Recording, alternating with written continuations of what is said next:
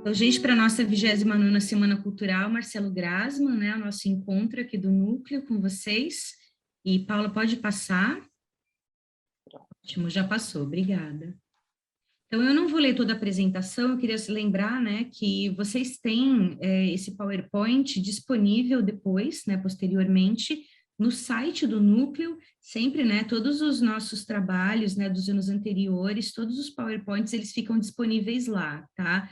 Eu vou falar brevemente, porque a intenção, né, para o nosso encontro desse ano, é que vocês apresentem também, tá? Eu não vou me estender tanto, depois quem quiser, né, pegar o texto na íntegra e eu vou conversando um pouquinho com vocês sobre, né, a nossa apresentação. Então, para esse ano, os nossos trabalhos, né, a gente sempre tenta fazer ligado aos temas do que as atividades, né, que o núcleo está tendo, né? Então, como esse ano a gente teve o primeiro prêmio Marcelo Grasman, o que inspirou o educativo para esse ano foi justamente como foi o processo para esses artistas, né? Então, os artistas foram selecionados no prêmio, apresentando um projeto, né? Não era um trabalho finalizado. Então, eles apresentam um projeto e a proposta é que eles realizem isso intercalando com conversas com as próprias juradas que selecionaram, né? Então, falar sobre esse processo de trabalho que a gente não sabe exatamente, né? Como que ele vai acontecer, ainda mais com conversas que possam inspirar, foi o que inspirou também o educativo para esse ano falar sobre o nosso tema, tá? Paula, você pode passar para o próximo slide? Então, o nosso tema para esse ano é curadoria e processos criativos, e pode passar para o próximo slide, já vou fazer o nosso objetivo do encontro, tá? Então, o objetivo do nosso encontro é falar, de fato, né, sobre o processo, e que a gente não fala só sobre um produto final, né? A gente tem trabalhos, a gente realiza, né, os trabalhos em sala de aula, e a gente sabe também o quanto é importante o processo para o aluno, né? Esse processo de descoberta de técnicas, descoberta, né, do próprio fazer, né? Não só o resultado final do trabalho, né? E a questão da curadoria também, que são as nossas escolhas, né? A escolha de trazer esses temas para a sala de aula, né? Que tipo de recorte que a gente vai fazer, como que a gente vai inspirar o aluno, e o aluno também com essa questão da curadoria, né? De você fazer uma seleção, né? De você selecionar aquilo que te importa, né, selecionar aquilo que vai te orientar nas suas próprias descobertas, né? Então, o aluno também como um curador, e que a gente acaba, né, nessa troca entre professor e aluno, aprendendo mutuamente, tá certo? Pode passar para o próximo slide, Paula, por favor. E aí, para conversar, né, sobre esse tema, eu trouxe, claro, né, a gente fala sobre esses temas durante todos os anos, de uma maneira mais, né, em segundo plano, e aí trouxe para o primeiro plano essa questão. Uma das questões, né, só antes de eu falar sobre aqui a curadoria, é de que no começo desse processo eu fiz um vídeo e já fui postando os materiais que eu fui pesquisando para realizar esse PowerPoint, para a gente realizar esse encontro, tá? E eles estão disponíveis também no site. Inclusive, um vídeo que tem o link aqui embaixo que vocês estão vendo, né? Esse link sobre uma palestra, na verdade, uma entrevista com o filósofo Cortella, que ele fala de uma maneira muito bacana sobre a curadoria em sala de aula, né? O professor como curador, o aluno como curador, e foi isso que inspirou, né, a gente falar sobre esse momento. Então, esses tópicos que eu coloquei aqui, tá? Que eu vou falar agora, ele escreveu um livro sobre a era da curadoria, né? Então, por conta desse momento que a gente está passando com a internet e que os alunos têm, né, toda a informação disponível num clique, qual é o papel do professor, né? Então, nós somos esses curadores que vão orientar o aluno, né, e o aluno também com suas descobertas trazer para o professor como que na sala de aula vai acontecer se ali não é só a fonte de informação. Então, qual é essa experiência da sala de aula, né? Então, a fonte da palavra, que é de curar, né, de cuidar, e aí eu coloquei aqui de o curador, né, então ele cuida no sentido de proteger e disseminar um acervo. Então, você protege, não só protege para guardar, mas você protege no sentido de deixar disponível isso para os outros, né? Então, você que tem esse conhecimento e o aluno fala sobre algum assunto, você fala, olha, lembrei de coisa, uma olhadinha nisso. Então, de repente, pode ser uma orientação individual nesse processo criativo do aluno também, tá? Então, você é junto do aluno nesse sentido da curadoria, tá? Então, essa Opa, tá pulando, Paulo. Parou. Isso. Essa orientação de disponibilidades, né? Temos tantas informações e o aluno também é esse curador, né? E a palavra curioso também vem da mesma fonte, né? O curioso quer trazer para si. Então, a curiosidade do aluno é um fator muito importante em sala de aula, né? Quando ele se sente curioso, ele quer saber mais e a gente está ali para orientar esses caminhos de tanta informação que a gente tem, ela também é importante, né? E quais são os caminhos para ele encontrar essa fonte, né, de uma maneira segura, como que é orientar nesse caminho, tá ok? E aí embaixo tem o link, eu super recomendo, esse daqui é um link curto, né, de uma entrevista, mas também tem um café filosófico do Cortella conversando e falando sobre a curadoria em sala de aula, que é muito interessante, eu acho que ela inspira muito a gente em sala de aula também, tá? O próximo slide, Paula, por favor. E o outro tema, né, então, curadoria e processos criativos, né, os processos artísticos. No caso dos processos, tá, tem um outro texto que eu vou linkar no próximo slide, que é da Mônica Tavares, que vai falar sobre o processo criativo da humanidade, né, desde esses primeiros momentos onde a criatividade ela está ligada a uma inspiração divina, né? Então a gente tem, né, esse pensamento das deusas musas gregas inspirando, né, dando um sopro de inspiração para o artista, e o artista é só essa ligação entre o divino e a obra de arte, né? Ele como diz, né, o próprio texto aqui, né? E segundo esse ponto de vista que é do Platão, tá? Do entusiasmo, então essa inspiração divina, essa exaltação criativa, como uma possessão pelos deuses, né? O artista tem o sopro do divino, tá? E como um outro ponto de vista, eu acho que muito mais próximo do nosso hoje, que é o do Aristóteles, tá? O Aristóteles, ele coloca, então, essa criatividade, né, como a poiesis ou a tecne, então, né, a poética e a técnica, né, que é um fazer que você aprende, né, ele não é só um sopro divino, você não é só o tocado por Deus e que por conta disso, né, pelos deuses, no caso da Grécia, e que por conta disso você tem a criatividade, né, que não está nas suas mãos, não. Segundo Aristóteles, é um fazer que pode ser aprendido e que pode ser ensinado, tá? E ele divide esse fazer em 4 etapas, tá? Primeiro a material, depois a formal, a motriz e a final. No caso da material, né, é como que a matéria se apresenta, né? Eu lembro de uma passagem do Michelangelo que ele falava que ele olhava um bloco de mármore e ele já enxergava nesse bloco de mármore como seria uma escultura a partir dele. Então, ele já enxergava que essa escultura estava dentro do mármore como se ela fosse brotar, né? Então, essa relação que a gente tem com a matéria-prima, que o aluno tem quando a gente oferece um material para ele, o próprio material também pode inspirar o aluno, né? E a partir desse material, você começa a imaginar, né, que essa parte, né, que o Aristóteles chama do formal, né, que você parte, né, de uma coisa havia de ser, a causa imaginativa, né? Então você imagina que daquela coisa, daquela matéria, a sua imaginação pode ser emblemada nela, que vem com essa parte da motriz, né? Então, com a sua ação na matéria-prima, a partir da sua imaginação, você vai transformando essa matéria, que vai gerar, então, essa quarta parte, que é o final, né? Então, essa causa final é a finalidade proposta pelo artista, tá? Então, eu acho que o próximo slide, Paula, por favor, que aqui nesse final, né, que é a fala nesse texto, tá, que eu estou colocando o link aqui embaixo, né, então pode-se entender o ato de criação como uma construção em movimento, né, então a gente não imagina alguma coisa exatamente isso que vai fazer no final, né, a gente não imagina uma ação, uma atividade em sala de aula, que exatamente acontece aquilo que eu me propus a fazer com o aluno, né, os alunos, eles podem trazer também os seus caminhos, né, e eles têm que ser, né, apreendidos, abraçados e orientados nesse caminho, né, da criatividade deles. Aqui embaixo, então, tem o link nesse slide, que é do texto na íntegra, é um texto muito interessante, acho que ele tem umas 13 páginas, se eu não me engano, E aqui, isso que eu coloquei para vocês é só a introdução, tá? E aí eles vão, né, a Mônica Tavares vai falando muito mais sobre o que é a criatividade, o que é o processo de cada artista, né, nessa busca do objeto artístico também, nesse processo artístico.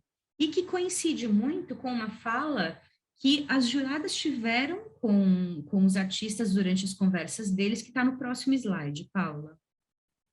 Então, a Luíse Weiss, que é uma das juradas que teve essas conversas reflexivas com os artistas, ela fala exatamente isso, né? Que existe uma trajetória entre aquilo que se pensa e a questão da matéria, e depois o resultado. A gravura não dá isso de mão dada, né? Então, aqui você está falando desse processo de fato, do que o artista imagina, né? Ou do que a gente imagina em sala de aula, do que a gente deseja para uma atividade, e todo o processo que acontece até chegar nesse produto final, entre aspas, né? Entre essa causa final, tá? E aí, o que você tem no caso da gravura, tá? É a própria característica da linguagem da gravura, ela vai pedir uma certa ação, né? E que essa certa ação que a gravura pede, ela vai te levando para diversos caminhos, né? A reprodutibilidade e tudo mais, tá? Próximo slide, Paula, por favor. Então, eu vou falar um pouquinho, e como que eu vou fazer nessa apresentação, eu vou falar um pouquinho sobre os artistas que estão aí na Casa de Cultura Marcelo Grasman agora sendo expostos, que vocês podem visitar com os alunos, se tiver essa possibilidade, você que está na pandemia, orientar eles a irem, né, aos poucos com os pais, de repente dar uma olhada, porque foi a partir disso que eu me inspirei para criar algumas sugestões de atividade que podem ser trabalhadas a partir da exposição desses artistas selecionados, tá? Então, eu vou falar um pouquinho sobre os inícios deles, que é um pouco do que interessa para nós, professores, né? A gente está no início, né, dessa aproximação, né, com os alunos, né, no infantil, no Fundamental 1, e desse início dessa apreciação plástica das coisas, né, desse trabalho em relação à criatividade deles também, né? Dando vazão para todas as áreas, não só para as artes, né? A criatividade sendo trabalhada em sala de aula, tá? Então, vamos falar desses inícios dos artistas aqui com o Vander Rocha, tá? Então, o Vander Rocha de Belo Horizonte, ele foi um dos contemplados, e eu fiz uma entrevista com os artistas para saber como que foi o começo deles, né? Como que eles se inspiraram com isso. Então, eu apresento aqui alguns pontos sobre esses inícios, para a gente saber que essas inspirações, elas vêm de diversos lugares, né? Diversas mídias, tá?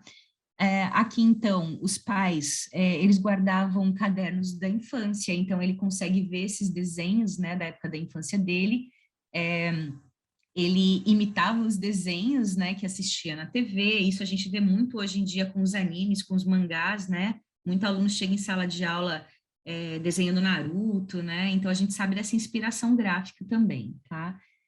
A mãe dizia que ele seria um artista plástico, né, um incentivo da família também, né, nesse sentido, de perceber na criança uma habilidade e incentivar essa habilidade, seja para as artes ou para qualquer outra habilidade que ele tenha de outros setores, tá?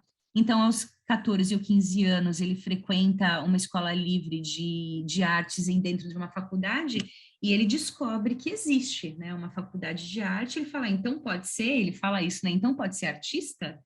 E aí ele começa a percorrer, né, nesse caminho e conhece os materiais próprios das artes, né, então a gente vai entrando em contato com materiais que também vão nos inspirando, né, fala muito sobre esse processo do artista com o material, com as ferramentas, tá? E depois ele conhece, ou melhor, desculpa, os pais eram acumuladores, eles gostavam de colecionar objetos antigos. Quando criança, frequentava ferro velho e brechós com seus pais, se interessava pelo imaginário que existia nos objetos, né?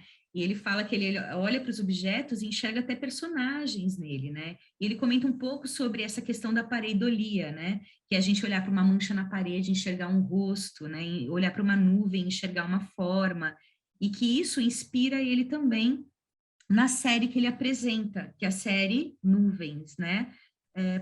Eu coloquei aqui embaixo, né, que a pareidolia, então, né, quando o fundo se torna frente, quando o abstrato se torna figurativo também, né? Então, a nuvem, o que o Vander fala, né, a nuvem é sempre aquele plano de fundo de uma pintura, né? E de repente ele traz para frente, né, essa nuvem como personagem também, Você pode passar para o próximo slide, Paula, por favor? Esses são os trabalhos que vocês vão encontrar na Casa de Cultura. Pode ir passando, Paula, por favor, um a um. E aí vocês vão perceber que nessas imagens a gente pode enxergar coisas nelas. Elas são abstratas, mas a gente pode fazer essa brincadeira. Inclusive o próprio Wander fala, né? Que as pessoas enxergam essas imagens e começam a falar, olha, sabe aquele lá do navio ou daquele ser que aparece? Então, é uma brincadeira que se fazem com o próprio trabalho dele. Pode passar para o próximo, Paula, por favor? Então, nessa questão da pareidolia, tá? O que inspirou a essa proposta de atividade, tá? Então, nessa proposta, o que eu penso, né? Que poderia trabalhar, talvez, uma maneira de enxergar, né? Fazer uma leitura do próprio trabalho do Wander, enxergar esses seres, cada um, né? Cada aluno trazendo o que está enxergando ali a partir de si, a partir do seu repertório, né? Então, fazer essa leitura de imagem dele e depois fazer um exercício de pareidolia, criando a sua própria imagem. Você passa, Paula, por favor? Então, o exercício é assim, numa folha em branco, né? As crianças, então, fazem movimentos aleatórios de linhas. Pode passar para o próximo, Paula, né? Então, assim, fiz aqui uma brincadeira só para ilustrar, então, vou aleatória, vou fazendo riscos. E depois de fazer esses riscos, eu tento encontrar alguma forma reconhecível. Meu autorretrato. Então, eu reconheci essa imagem, essa figura aí dentro e destaquei isso colorido. Então, isso é uma possibilidade, tá? Passa para o próximo slide, Paula, por favor. Então, nesse momento, eu trouxe aqui, já quis, né, antes das boas práticas, colocar aqui um pouco das imagens de exercícios que vocês já fizeram em anos anteriores, inclusive que a Paula participou, né? De exercício de observação. Então, observar, né? Observar tanto a obra do próprio Wander na casa, observar nós de madeira, manchas na parede. Então, esse exercício de observar e recriar a partir da imaginação, tá? Se algum professor, enquanto estiver passando, já quiser falar alguma coisa, sinta-se à vontade, tá bom?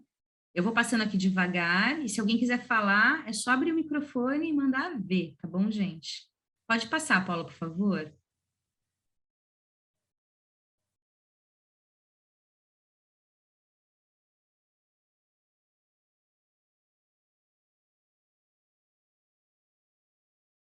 E aqui, então, essa outra frase, né, da outra jurada, que é a Maíra Laudana. Então, gravar não é um desenho, a gravura é não é uma transposição do desenho, gravura é uma linguagem, né? Então, quando a gente desenha num papel, a gente tem uma resistência, né? Quando a gente desenha em cima de uma placa de EVA, né, ou uma placa de isopor, a gente tem outra resistência, né? Então, cada linguagem tem a sua característica. E aí eu já vou falar um pouquinho sobre a próxima artista, tá? Quem quiser me interromper, fique à vontade, pode falar em cima, tá? A ideia é que vocês compartilhem também, tá bom? Então, a Elisa Arruda é de Belém do Pará. Então, essa trajetória dela de infância, eu vou falar muito mais corrido, depois vocês podem ver todos os dados, tá? Então, o pai dela era arquiteto, ela também se torna arquiteta e designer, né? Então, ela tem essa proximidade com o desenho técnico e ela quer criar em cima disso. Ela desenhava em cima das plantas do pai, que ele tinha tanto trabalho para fazer, né? Às vezes ficava nervoso, mas essa proximidade que você tem dentro de casa também que vai te inspirar, né? Nesses caminhos, tá? E ela diz, né, que ela não vivia da arte até ela começar a se aproximar no mestrado e decidir se dedicar completamente a ela artista, tá? Pode passar, por favor, Paula. Então, o trabalho dela, que está lá na Casa de Cultura, vocês vão ver, trabalha com tridimensionalidade. Então, ela transforma as gravuras dela em peças tridimensionais, né? Como uma arquiteta, né? Criar. Então, parte da imaginação, você idealiza algo, você desenha e depois você traz ele para o plano tridimensional, você traz ele para a realidade, né? Então, ela tridimensionaliza. Pode passar, Paula, por favor? Esse é um outro trabalho, né, que o peito se abre, né, depois vocês vão ver que até os títulos, né, uma coisa que não acontece muito no trabalho do Marcelo, os trabalhos do Marcelo são sem título, a Elisa, ela coloca títulos, e são títulos poéticos, né, que podem ser trabalhados também nessas leituras que vocês possam fazer com os alunos. Então, o peito se abre, né, o coração se expõe, tá? Então, e essa é a caçarola, que também é tridimensional. Aqui não dá para perceber, mas lá na Casa de Cultura vocês vão perceber que é uma caçarolinha brotando mesmo, ali da parede, uma dobradura, tá? Pode passar, Paula. E esse é o último trabalho dela, também tá lá na Casa de Cultura, numa mesa, tá? E a proposta da atividade. Então, a proposta é você projetar as realidades, né? Então, de você trabalhar a tridimensionalidade com os alunos. Então, aquele desenho de casa que a gente sempre faz desde a infância, que tal transformar eles num objeto que você pode ver por todos os lados, tá? Pode passar para o próximo slide, Paula. Eu fiz aqui um modelo como se fosse uma caixa para que os alunos possam criar suas próprias casas, de repente observar os prédios históricos, né, aproveitando aí a palestra sobre o patrimônio, observar os prédios históricos e trazer para essa tridimensionalidade as características dos próprios prédios. Tudo isso, gente, depois vai estar no PDF no site, claro, é só uma sugestão, se vocês quiserem, né, partir de outros modelos, fiquem à vontade, é só uma sugestão. Próximo, por favor, Paula. E aí eu fiz uma brincadeira aqui, né, que é desenhar, então, a minha portinha, o meu telhado, e dobrar, como se fosse, né, montar essa caixinha e criar aí a minha casinha tridimensional, tá? Fazendo uma alusão aí à casinha da Elisa, tá ok? O próximo, por favor, Paula. E aí, algumas referências de trabalhos tridimensionais que eu recebi, que eu fiquei muito contente de ver esse daqui, principalmente, né? Então, a ideia e depois o final, né, desse trabalho, que fica muito interessante, né? Esse outro aqui também, da Tílio Borim. E agora passando já, então, para essa fala da Maria Bonomi, né, a terceira jurada e última jurada aqui, então, de que o pensamento gráfico é aquilo que resulta de um impulso, de um uso da linguagem como ela tem que ser usada, né? Então, é você observar a materialidade, observar até essa criatividade e deixar, né, que ela fale com você também, tá? Próximo, por favor, Paula. E aí eu vou apresentar o terceiro, né, que também está lá na Casa de Cultura Lucas Siqueira, de São José dos Campos. Então ele fala, ele fala que todo mundo desenha, a diferença é você continuar a desenhar, né? Então os inícios dele também muito com história em quadrinho, com HQ, né? Então essa que ele fala, né, também de ver séries de TV, e isso que me inspirou aqui, né, ele via aquelas séries de TV do Jaspion e ficava imaginando qual monstro que viria, porque era sempre uma surpresa. O Jaspion era o mesmo, né, mas o monstro era sempre uma surpresa. E ele ficava desenhando monstros para ganhar do Jaspion. E aí eu criei, a próxima, por favor, Paula, uma sugestão, né, a partir, esse é o trabalho que está lá na Casa de Cultura, tá? E ele cria, então, aqui são essa série, né, inspirada também em 2001, Odisseia do Espaço, tá? E aí, inspirado nesse pensamento dele, né, do Jasper, eu faço essa proposta que é com um RPG, tá? Que a gente deu o nome de Grasman Fighters, tá? Então, nessa do RPG, para quem não conhece, né, você tem cartas, você cria uma história e é possível fazer isso juntando, então, várias disciplinas, né, de trabalhar com interdisciplinaridade, né? Então, você trabalhar com a criação de uma história, né, uma história criada coletivamente em sala de aula a partir de alguns personagens e você tendo uma ideia para ser defendida. A ideia pode ser infinita, inclusive as propostas que a gente recebe em sala de aula de temas, por exemplo, Setembro Amarelo, né? Como que você defende ideias? A partir desse jogo, tá? Pode passar para o próximo, Paula. Aqui é tipo um tabuleiro, claro, não precisa ser assim, não precisa imprimir, ele pode ser desenhado na lousa também, né? Mas é mais ou menos assim como eu imaginei. Você tem um lugar, cartas de lugar, você embaralha, seleciona uma dessas cartas, e aí, a partir do lugar, cada aluno decide o personagem que vai usar para, nesse embate, né, chegar a uma defesa de uma ideia. Você passa o próximo, Paulo? Eu criei algumas cartinhas aqui a partir dos trabalhos do Marcelo Grasman, do trabalho da Elisa, de todos os artistas selecionados, né? Da Elisa, do Lucas e do Vander, tá? A Elisa e o Lucas entram como personagens, tá? Inclusive a Elisa pode vir com acessórios, né? Porque ela tem, né, essas partes que fundem, né? Que entram, que estão meio que soltas nesse trabalho que se abre o peito, né? Então, aí como se fosse um acessório. E aí eu coloquei o Vander, que tem esse lugar, como o lugar do jogo. É claro, aqui é uma sugestão de cartas, e que seria legal, e eu coloco embaixo aí, né, cada aluno numa leitura de imagem, né, dizer qual que é a força desse personagem, né, quais as habilidades, se ele tem alguma magia e se ele tem algum acessório. E no caso dos lugares, né, um trabalho mais meio de geografia, talvez, é você dizer, né, desse lugar, né, qual é a característica do lugar, fazendo uma leitura desse lugar, e também quais as dificuldades possíveis. Passa para o próximo, Paula. E aqui, cartas em branco, que a ideia seria, então, que cada aluno que jogue crie o seu personagem também para jogar, né? Então, ele vem do lugar, ele pode criar um personagem e fazer esse personagem em forma de gravura, deixar cartas disponíveis para que outras pessoas também olhem para esse personagem que ele criou e atribua características para ele numa leitura de imagem também. E também para o lugar, né? Criar novos lugares para que essa disputa, né? Ou melhor, esse combate, né, para defender uma ideia possa acontecer. O próximo, Paula, por favor.